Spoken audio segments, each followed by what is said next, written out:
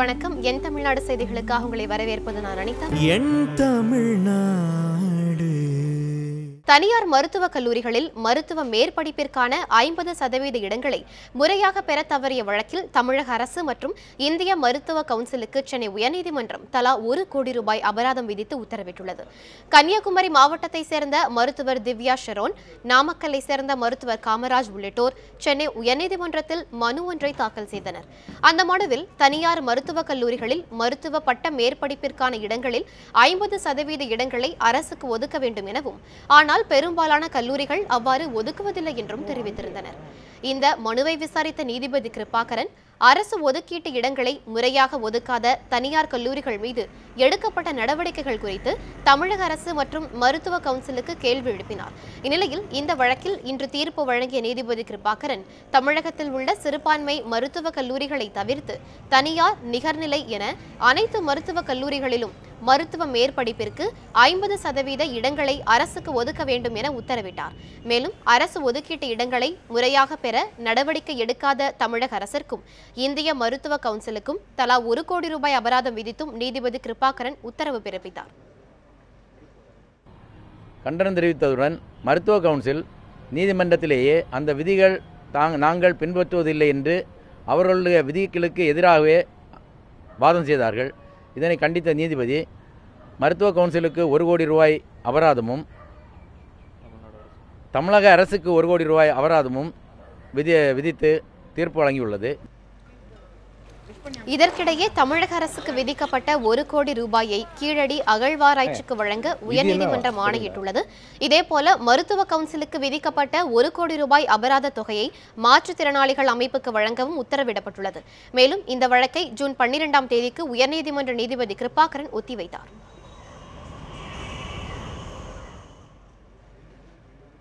இலங்கை கடற்படையால் கைது செய்யப்பட்ட தமிழக மீனவர்களை விடுவிக்க நடவடிக்கை எடுக்க வேண்டும் என பிரதமர் நரேந்திர மோடியை முதலமைச்சர் எடப்பாடி பழனிசாமி வலியுறுத்தியுள்ளார். இது தொடர்பாக அவர் எழுதியுள்ள கடிதத்தில், ராமநாதபுரம் மீனவர்கள் 5 பேரை இலங்கை கடற்படை கடந்த 30ஆம் தேதி சிறைபிடித்துச் சென்றதை சுட்டிக்காட்டியுள்ளார். இலங்கை கடற்படைகள் இதுபோன்ற தொடர் நடவடிக்கைகள் தமிழக மீனவர்கள் மத்தியில் எதிர்மறை எண்ணத்தை உருவாக்கிவிடும் என குறிப்பிட்டுள்ள அவர், மீனவர் பிரச்சினைக்கு தீர்வு காண இரு நாடுகளும் மேற்கொண்டு வரும் முயற்சிகளிலும் பின்னடைவை ஏற்படுத்திவிடும் என்று குறிப்பிட்டுள்ளார். கைது செய்யப்பட்ட மீனவர்களையும் பறிமுதல் செய்யப்பட்டுள்ள 134 படகுகளையும் இலங்கை அரசு உடனடியாக விடுவிக்க மத்திய அரசு உரிய நடவடிக்கை எடுக்க வேண்டும் என கடிதத்தில் முதலமைச்சர் பழனிசாமி வலியுறுத்தியுள்ளார். மருத்துவ மாணவர்களின் கோரிக்கையை மத்திய அரசு விரைவில் நிறைவேற்ற வேண்டும் என விவசாய சங்கங்களின் ஒருங்கிணைப்பாளர் PR பாண்டியன் கோரிக்கை விடுத்துள்ளார். 50% இடஒதுக்கீடு கேட்டு சென்னையில் போராட்டத்தில் ஈடுபட்டுள்ள மருத்துவ மாணவர்களுக்கு நேரில் ஆதரவு தெரிவித்து பேசிய அவர், மாணவர்களின் கோரிக்கையை முன்னிறுத்தி மத்திய அரசிடம் தமிழக அரசு உடனடியாக பேச வேண்டும் என்று கேட்டுக்கொண்டார். மற்ற போராட்டங்களை காலங்கடத்துவது போல் உயிர்காக்கக்கூடிய மனித உயிர்காக்கக்கூடிய மருத்துவர்கள் போராட்டத்தை நீங்கள் காலங்கடத்தக்கூடாது. நடைபெற்று கொண்டிருக்கிற அமைச்சரவை கூட்டத்தில் மத்திய அரசை வலியுறுத்தி உடனடியாக அவசர சட்டத்தின் மூலமாக இந்த 50% இடஒதுக்கீடை பறிக்கக்கூடாது என்பதை உடனடியாக நிறைவேற்ற வேண்டும். தேவையானால் அவசர சட்டமன்றத்தை கூட்டி மனித உயிர் காக்கக்கூடிய அரசு மருத்துவர்களுக்கான 50% இடஒதுக்கீடு பறிக்கக்கூடாது, அதை அமுல்படுத்த வேண்டும் என்பதை மத்திய அரசுக்கு தீர்மானமாக வலியுறுத்த வேண்டும். உள்ளாட்சி தேர்தலில் வெற்றி பெறுவோம் என அதிமுக புரட்சித் தலைவி அம்மா அணியைச் சேர்ந்த MLA K பாண்டியராஜன் நம்பிக்கை தெரிவித்துள்ளார். சென்னை கிரீன்வே சாலையில் உள்ள OPS இல்லத்தில் செய்தியாளர்களை சந்தித்த அவர், அதிமுக புரட்சித் தலைவி அம்மா அணியினர்தான் உண்மையான அதிமுகவினர் என குறிப்பிட்டார். உள்ளாட்சி தேர்தலில் போட்டியிடுவதற்கான ஏற்பாடுகளை செய்து வருவதாக கூறிய அவர், திமுகவிற்கு இடம் கொடுக்காமல் உள்ளாட்சி தேர்தலை வென்றெடுப்போம் என்று நம்பிக்கை தெரிவித்தார். அதிமுகவின் இரு அணிகளிடையேயான பேச்சுவார்த்தை தனியாக நடைபெறும் என கூறிய பாண்டியராஜன், முன்னாள் முதல்வர் ஜெயலலிதா கொண்டு வந்த திட்டங்கள் காலதாமதமாக நடைபெற்று வருவதாகவும் குற்றம் சாட்டினார். கண்டிப்பாக எந்த நிலையிலையும் திமுகவுக்கு இடம் கொடுக்காமல் உள்ளாட்சியில் வென்றெடுப்போம்னு நம்பிக்கை எனக்கு இருக்கு. மாணவர்களின் கல்வி குறித்த தகவல்கள் மற்றும் அடிப்படை விவரங்கள் கொண்ட ஸ்மார்ட் கார்டு விரைவில் அறிமுகப்படுத்தப்படும் என பள்ளிக்கல்வித்துறை அமைச்சர் செங்கோட்டையன் தெரிவித்துள்ளார். சென்னை தியாகராய நகரில் ஆசிரியர்கள் சங்கங்களின் கலந்துரையாடல் நிகழ்ச்சியில் பங்கேற்ற பின்பு செய்தியாளர்களுக்கு பேட்டியளித்த அவர், இத்திட்டம் மூலம் இடமாற்ற சான்றிதழ் இன்றி ஸ்மார்ட் கார்டு மூலமாகவே மாணவர்களின் தகவல்களை புதிய பள்ளிகள் தெரிந்து கொள்ள முடியும் என்று கூறினார்.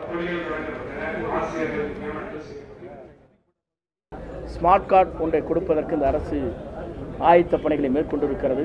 வருகின்ற கல்வித்துறை மானியத்தின் போது அதை நாங்கள் நிறைவேற்ற இருக்கிறோம், முதலமைச்சருடைய ஒப்புதல் பெற்று. ஆகவே அதை பொறுத்தவரையிலும் மாணவருடைய எதிர்காலம் எப்படி அமைந்திட வேண்டும் என்ற முறையில் இன்றைக்கு ஒருவர் சென்று தங்களுடைய கம்யூனிட்டி எது என்பதை தெரிந்து வருவதற்கு வட்டாட்சியர் அலுவலகத்திற்கு செல்வது அல்லது அம்மாவுடைய திட்டங்கள் நிறைவேற்றுகின்ற இடத்திலே பெற வேண்டியிருக்கிறது. எதிர்காலத்திலே இது இருக்காது.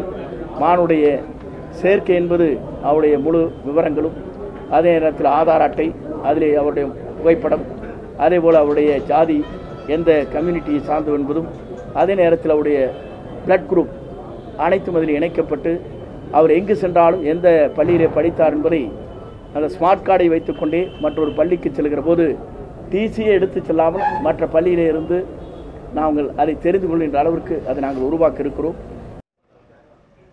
சென்னை வில்லிவாக்கத்தில் வீட்டிலிருந்து ஏசி இயந்திரம் மூலம் ஏற்பட்ட தீ விபத்தில் படுகாயமடைந்து மருத்துவமனையில் சிகிச்சை பெற்று வந்த பாஜக விவசாய அணி மாவட்ட துணைத் தலைவர் காந்திராஜ் சிகிச்சை பலனின்றி உயிரிழந்தார். வில்லிவாக்கம் அகத்தியர் கோவில் தெருவை சேர்ந்தவர் காந்திராஜ் பாஜக விவசாய அணியில் மாவட்ட துணைத் தலைவராக இருந்த அவர் தனது வீட்டின் முதல் தளத்தில் மனைவி மற்றும் 3 குழந்தைகளுடன் வசித்து வந்தார். இந்நிலையில் அவரது வீட்டில் உள்ள ஏசி இயந்திரம் இன்று காலை திடீரென தீப்பிடித்துள்ளது. அப்போது தூங்கிக் கொண்டிருந்த காந்தியின் படுக்கையிலும் தீப்பிடித்து இதனால் கொண்ட அவர் தீயை அணைக்க முயன்ற போது காந்தி, அவரது மனைவி மற்றும் குழந்தைகள் உடலில் தீ பரவியது. தகவல் அறிந்த தீயணைப்பு வீரர்கள் விரைந்து சென்று தீயை அணைத்தனர். எனினும் இதில் படுகாயமடைந்த காந்திராஜ் கீழ்ப்பாக்கம் அரசு மருத்துவமனையில் சிகிச்சைக்காக அனுமதிக்கப்பட்டார். எனினும் சிகிச்சை பலனின்றி காந்திராஜ் உயிரிழந்தார்.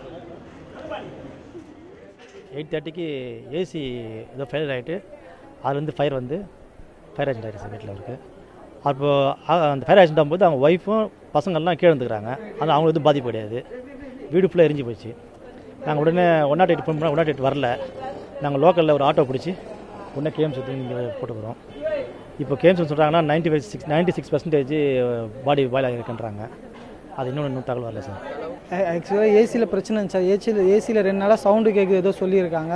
ஆனால் அந்த ஏரியாவில் பார்த்தீங்கன்னா லோ வோல்டேஜ் ப்ராப்ளம் ஆல்ரெடி இருந்துகிட்டே தான் இருக்குது. அது போன வாரம் கூட அந்த பாக்ஸ் மாற்றி வேறு ஏதோ போட்டிருந்தாங்க. ஒரு தான் தான் சொன்னாங்க. அந்த ப்ராப்ளம் இஷ்யூவால் கூட இருக்கலாம். சேலம் உருக்காலையை தனியார் மயமாக்கும் மத்திய அரசின் நடவடிக்கையை கண்டித்து உருக்காலை தொழிலாளர்கள் குடும்பத்தினருடன் ஆர்ப்பாட்டத்தில் ஈடுபட்டனர். சேலம் உருக்காலையை தனியார் மயமாக்க எதிர்ப்பு தெரிவித்து உருக்காலை தொழிலாளர்கள் கடந்த 5 மாதங்களாக தொடர் போராட்டங்களில் ஈடுபட்டு வருகின்றனர். உருக்காலை தொழிலாளர்களின் போராட்டத்திற்கு திமுக உள்ளிட்ட பல்வேறு அரசியல் கட்சியினரும் ஆதரவு தெரிவித்து வருகின்றனர். இந்நிலையில் உருக்காலையை தனியார் மயமாக்கும் முயற்சியை தீவிரப்படுத்தும் வகையில் 3 ஆலோசகர்களை நியமிக்க மத்திய அரசு டெண்டர் கோரியுள்ளது. இதை கண்டித்து உருக்காலை தொழிலாளர்கள் பாதுகாப்பு குழு சார்பில் உருக்காலையின் பிரதான நுழைவாயில் முன்பு குடும்பத்துடன் போராட்டத்தில் ஈடுபட்ட தொழிலாளர்கள் மத்திய அரசு நடவடிக்கைக்கு எதிராக முழக்கங்களை எழுப்பினர். மத்திய அரசு தனியார்மய நடவடிக்கையை கைவிடாவிட்டால் போராட்டம் தீவிரமடையும் என உருக்காலை தொழிலாளர்கள் எச்சரித்துள்ளனர்.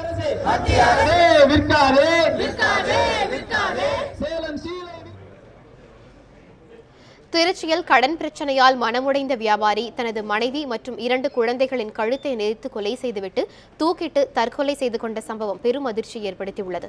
ஸ்ரீரங்கம் சிங்கப்பெருமாள் கோவில் தெருவை சேர்ந்த செருப்பு வியாபாரி விஸ்வநாதனுக்கும் சங்கீதா என்பவருக்கும் பழக்கம் ஏற்பட்டுள்ளது. பரதநாட்டிய பள்ளி தொடங்கினால் நிறைய பணம் சம்பாதிக்கலாம் என்ற சங்கீதாவின் ஆசை வார்த்தையை நம்பி அவருக்கு விஸ்வநாதன் தனது நண்பர்கள் மூலம் 1 கோடி ரூபாய் வரை பணம் வாங்கி தந்ததாக கூறப்படுகிறது.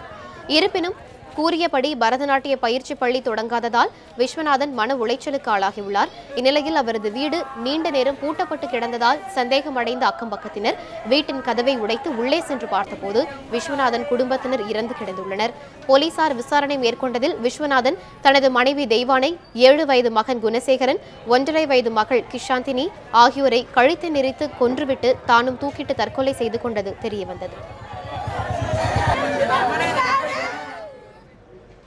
திண்டுக்கல் மாவட்டம் பழனி அருகே டெங்கு காய்ச்சலால் கல்லூரி மாணவி உயிரிழந்த சம்பவத்தால் பீதியடைந்துள்ள கிராம மக்கள் அதிகாரிகளின் அலட்சியமே தொடர் உயிரிழப்புக்கு காரணம் என குற்றம் சாட்டியுள்ளனர். கோரிக்கடவு கிராமத்தைச் சேர்ந்த பழனிசாமி என்பவரின் மகள் கார்த்திகா தேவி தனியார் செவிலியர் கல்லூரியில் படித்து வந்தார். டெங்கு காய்ச்சலால் கடந்த 2 நாட்களாக அரசு மருத்துவமனையில் சிகிச்சை பெற்று வந்த கார்த்திகா தேவி சிகிச்சை பலனின்றி இன்று காலை உயிரிழந்தார். கார்த்திகா தேவிக்கு அனைத்து விதமான பரிசோதனைகளும் செய்த மருத்துவர்கள் என்ன காய்ச்சல் என்பதை இறுதியாகத்தான் தெரிவித்ததாக உயிரிழந்த மாணவியின் உறவினர்கள் குற்றம் சாட்டியுள்ளனர். பழனியில் கடந்த சில நாட்களில் 10க்கும் மேற்பட்டோர் டெங்கு காய்ச்சலால் உயிரிழந்திருப்பது பொதுமக்களிடையே அச்சத்தை ஏற்படுத்தியுள்ளது. முந்தானத்து கூட ராசாவரத்தில் வந்து ஒரு தாமரை குளத்தில் வந்து ஒரு பையன் இறந்து இந்த மாதிரி தான் பெரிய பிரச்சனைகளாகி கொண்டு போனாங்க. அதுக்கு மறுநாள் தாமரை குளத்தில் ஒரு பொண்ணு இறந்துருக்காங்க. அது கோயம்புத்தூர் கொண்டு இன்னைக்கு இந்த மாதிரி பழனி ஜிஹெச்சில் வந்திருக்காங்க. இந்த மாதிரி தொடர்ந்து நடந்துட்டு இருக்குது. இது மீண்டும் நடக்காமல் இந்த அரசு இது என்ன ஏது கண்டுபிடிச்சு நல்ல நடவடிக்கை எடுக்கும். ஆரணி அருகே டாஸ்மாக் கடையை சூறையாடிய பெண்கள் மதுபானங்களை தீயிட்டு கொளுத்தினர். ஆரணி அடுத்த மலையாம்பட்டு செல்லும் சாலையில் சைதாப்பேட்டை பகுதியில் புதியதாக திறக்கப்பட்டுள்ள அரசு டாஸ்மாக் கடையை உடனடியாக அகற்றக்கோரி பெண்கள் உள்ளிட்ட கிராம மக்கள் 200க்கும் மேற்பட்டோர் இன்று போராட்டம் நடத்தினர். பின்னர் கடையின் பூட்டை உடைத்து உள்ளே புகுந்த அவர்கள் மதுபான பெட்டிகளை வெளியில் போட்டு உடைத்து தீ வைத்தனர்.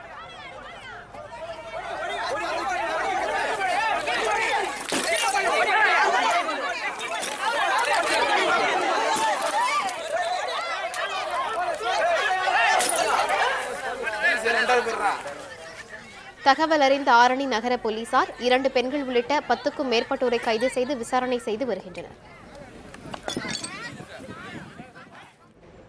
ஜல்லிக்கட்டுக்கான தடை நீங்கியதால் திருப்பூர் மாவட்டம் கண்ணபுரத்தில் 1000 ஆண்டுகள் பழமையான மாட்டுச்சந்தை கூடியது.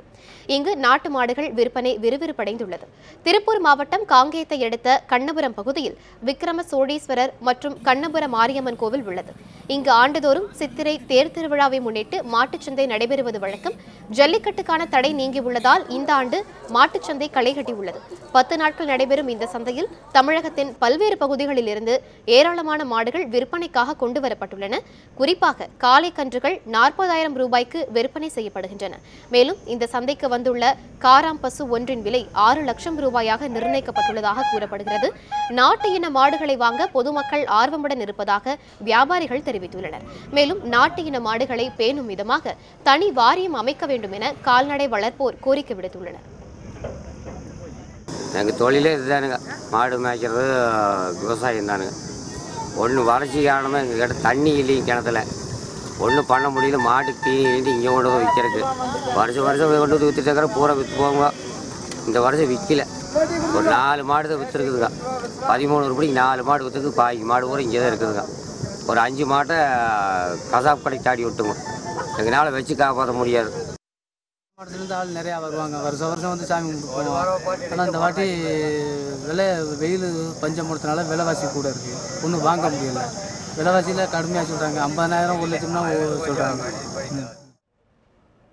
ஹொசூர் அருகே விளைநிலங்களை சேதப்படுத்திய காட்டு யானைகளை வனப்பகுதிக்குள் விரட்ட நடவடிக்கை எடுக்க வேண்டும் என விவசாயிகள் கோரிக்கை விடுத்துள்ளனர்.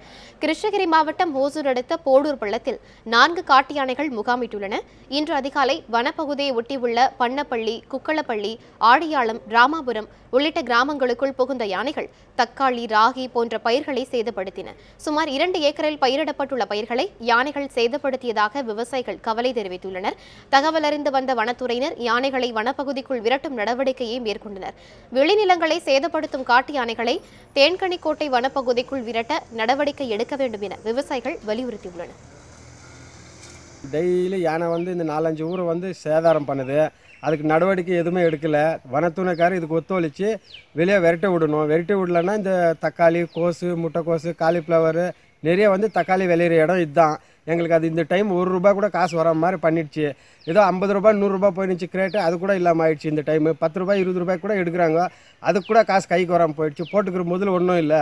வந்துச்சுன்னா சாயந்தரம் 6 மணிக்கு வந்துடுச்சுன்னா நைட்டு பூரா அதை துணையில் இருக்கிறதே எங்களுக்கு சரியா போதும். வனத்துறைக்காரர் ஒத்துழைக்கணும். கரூர் மருத்துவக் கல்லூரியை முன்னாள் முதல்வர் ஜெயலலிதா அடிக்கல் நாட்டிய காந்தி கிராமம் பகுதியிலேயே அமைக்க கோரி உண்ணாவிரதம் இருக்க அனுமதி கேட்டு அதிமுக அம்மாணி சார்பில் காவல்துறையிடம் மனு அளிக்கப்பட்டுள்ளது. கரூர் மாவட்டத்தில் புதிய மருத்துவக் கல்லூரி அமைக்க முன்னாள் முதல்வர் ஜெயலலிதா கடந்த 2014ஆம் ஆண்டு அறிவிப்பு வெளியிட்டார்.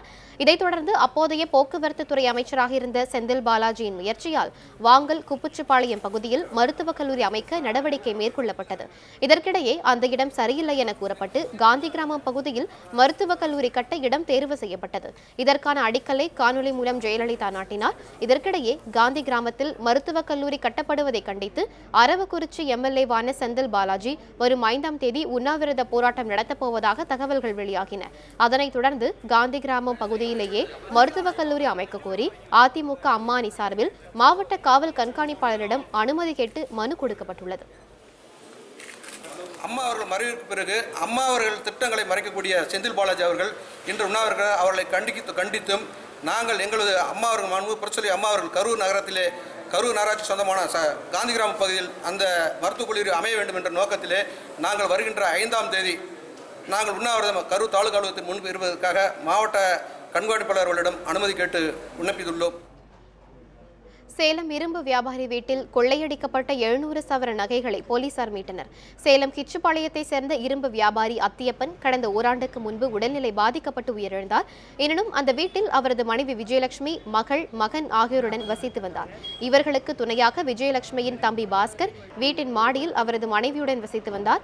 இந்த நிலையில் குடும்பத்துடன் அனைவரும் கடந்த ஞாயிற்றுக்கிழமை திருப்பதி சென்று இன்று காலை வீட்டிற்கு திரும்பியுள்ளனர். அப்போது வீட்டின் ஜன்னல் கதவை உடைத்து பீரோவில் இருந்த 700 சவர நகை மற்றும் 2 லட்சம் ரூபாய் பணம் கொள்ளையடிக்கப்பட்டிருந்ததை கண்டு அதிர்ச்சி அடைந்தனர்.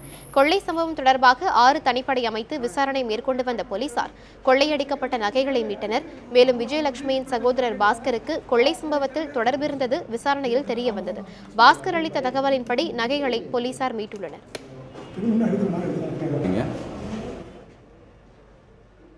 புதுக்கோட்டை மாவட்டம் அறந்தாங்கியில் முறையாக குடிநீர் வழங்க கோரி காலி குடங்களுடன் பொதுமக்கள் மறியலில் ஈடுபட்டனர். அறந்தாங்கி அருகே உள்ள எரிச்சி கிராமத்தில் கடந்த 1 மாதமாக குடிநீர் வழங்கப்படவில்லை என்று கூறப்படுகிறது. இதை கண்டித்து கடந்த சில தினங்களுக்கு முன்பு கிராம மக்கள் மறியலில் ஈடுபட்டதால் 2 நாட்கள் லாரி மூலம் குடிநீர் விநியோகிக்கப்பட்டது. அதன் பின்னர் குடிநீர் விநியோகிக்கப்படாததால் ஆத்திரமடைந்த கிராம மக்கள் காலி குடங்களுடன் அறந்தாங்கி புதுக்கோட்டை சாலையில் திரண்டனர். தகவல் அறிந்த அதிகாரிகள் மறியலில் ஈடுபட்ட மக்களிடம் பேச்சுவார்த்தை நடத்தினர். அதைத் தொடர்ந்து அங்கு வந்த ஆலங்குடி தொகுதி சட்டமன்ற உறுப்பினர் மெய்யநாதன் குடிநீர் பிரச்சினையை அதிகாரிகள் கண்டுகொள்வதில்லை என குற்றம் சாட்டினார். 10 நாட்களுக்குள் 3 இடங்களில் போர்வெல் அமைத்து குடிநீர் பிரச்சினையை தீர்ப்பதாக அதிகாரிகள் உறுதியளித்ததாகவும் அவர் தெரிவித்தார். இது போர்க்கால அடிப்படையில் உடனடியாக அரசாங்கம் நிதி ஒதுக்கி இந்த பகுதிகளுக்கு புதிதாக மாற்று ஆழ்குழாய் கிணறு அமைத்து அவர்களுக்கு குடிநீர் வசதி ஏற்படுத்த வேண்டும் என கோரிக்கை வைத்திருக்கின்றோம். இங்கே வட்டார வளர்ச்சி அலுவலர், காவல்துறை அதிகாரிகள் இங்கே கலந்து கொண்ட இந்த பேச்சுவார்த்தைகளில் 15 தினங்களுக்குள்ளாக இந்த 3 பகுதிகளில் புதிதாக மாற்று ஆழ்குழாய் கிணறு அமைத்து தருவதாக உறுதியளித்ததன் அடிப்படையில் இன்றைய போராட்ட தினம் தற்காலிகமாக கைவிடப்பட்டிருக்கிறது. விருதுநகர் அருகே ஆற்றில் மணல் அள்ளிய போது மண் சரிந்து விழுந்ததில் 12ஆம் வகுப்பு மாணவர் உயிரிழந்தார்.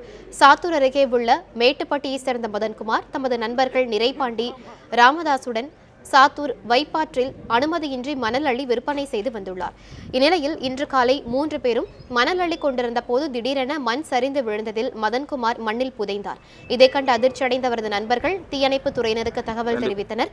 விரைந்து வந்த தீயணைப்பு வீரர்கள் மண்ணில் புதையுண்ட மதன்குமாரின் சடலத்தை மீட்டு பிரேத பரிசோதனைக்காக அனுப்பி வைத்தனர். மேலும் மதன்குமாரின் நண்பர்கள் 2 பேரிடமும் போலீசார் தீவிர விசாரணை நடத்தி வருகின்றனர். தேனி மாவட்டம் பெரியகுளம் அருகே சூறைக்காற்று வீசியதால் ஏராளமான வாழை மரங்கள் சேதமடைந்தன. பெரியகுளம் அருகே உள்ள சக்கரைப்பட்டி மற்றும் அதன் சுற்றுவட்டார பகுதிகளான தேவதானப்பட்டி, ஜெயமங்கலம், ஜல்லிப்பட்டி ஆகிய இடங்களில் நேற்று மாலை பலத்த சூறாவளி காற்றுடன் மழை பெய்தது. இதனால் அப்பகுதியில் சுமார் 5500க்கும் மேற்பட்ட வாழை மரங்கள் முறிந்து சேதமடைந்தன. 25 லட்சம் ரூபாய் மதிப்புள்ள வாழை மரங்கள் சேதமடைந்ததால் பாதிக்கப்பட்ட விவசாயிகளுக்கு உரிய இழப்பீடு வழங்க வேண்டும் என கோரிக்கை எழுந்துள்ளது. அடிப்படை வசதிகள் செய்து தரக்கோரி தூத்துக்குடியில் சமையல் சிலிண்டர் லாரி ஓட்டுநர்கள் வேலைநிறுத்த போராட்டத்தில் ஈடுபட்டனர். தூத்துக்குடி புழவடி சாலையில் உள்ள சிப்காட் வளாகத்தில் பாரத் பெட்ரோலிய நிறுவனத்திற்கு சொந்தமான சமையல் சிலிண்டர் நிரப்பும் மையம் செயல்பட்டு வருகிறது. இங்கிருந்து நெல்லை, விருதுநகர் உள்ளிட்ட 6 மாவட்டங்களுக்கும் கேரள மாநிலம் திருவனந்தபுரத்திற்கும் சிலிண்டர்கள் விநியோகம் செய்யப்பட்டு வருகின்றன.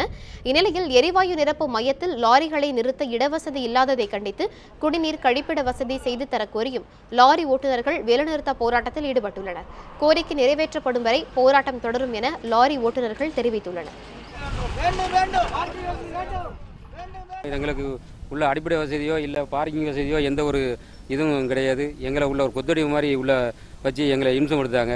நாங்கள் ஒரு ஒரு வண்டி உள்ள காலையில் ஒரு 6 மணிக்கு உள்ள வண்டி உள்ளே போச்சுன்னா மதியானம் 12 மணி இல்லை 2 மணி இல்லை சாயங்காலம் கூட ஆகிப்போகுது.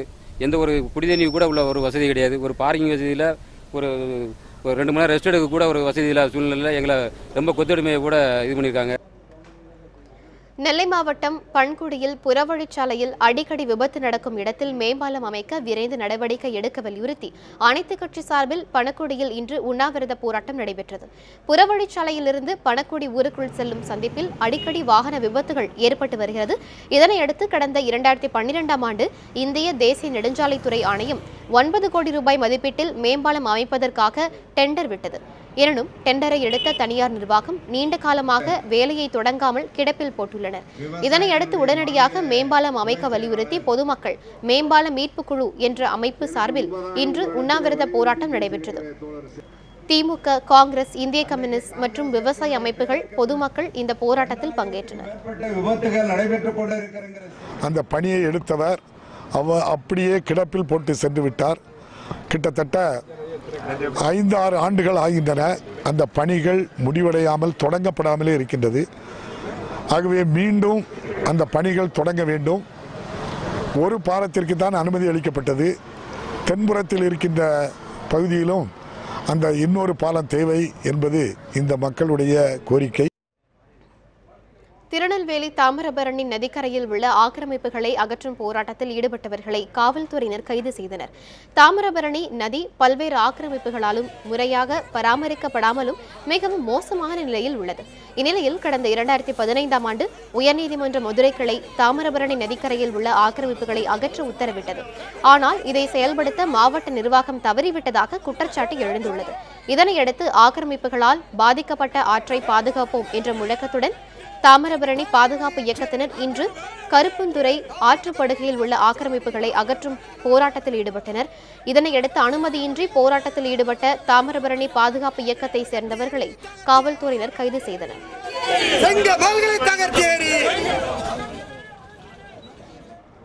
திருவண்ணாமலையில் மாவட்ட வனத்துறை அலுவலகத்தில் சந்தன மரங்களை வெட்டி கடத்திய மர்ம நபர்களை போலீசார் தேடி வருகின்றனர். திருவண்ணாமலை சின்னக்கடை வீதியில் மாவட்ட வன அலுவலகம் செயல்பட்டு வருகிறது. இங்கு சந்தன மரம், தேக்கு, வேம்பு உள்ளிட்ட மரங்கள் வளர்க்கப்பட்டு வருகின்றன. இந்நிலையில் நேற்று நள்ளிரவு வன அலுவலகத்திற்குள் புகுந்த மர்ம நபர்கள் 4 சந்தன மரங்களை வெட்டி கடத்தியுள்ளனர். மேலும் மற்றொரு மரத்தை பாதி அறுத்த நிலையில் அங்கேயே விட்டுவிட்டு சென்றுள்ளனர். இதற்கிடையே சந்தன மரங்கள் வெட்டப்பட்டதைக் கண்டு அதிர்ச்சியடைந்த வனத்துறை அலுவலர்கள் காவல்துறையிடம் புகார் அளித்தனர்.